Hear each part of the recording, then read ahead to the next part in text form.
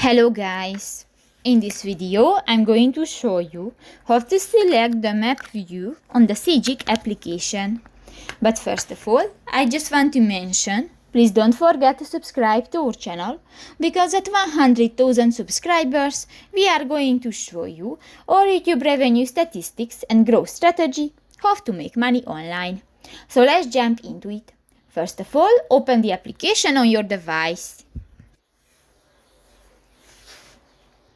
New, click to the layer icon at the lower left corner of the screen and you can find the map options section. Here go to the second option, the map view, and you can select the 2D or the 3D. For example, I want to select the 3D and just click that option and done.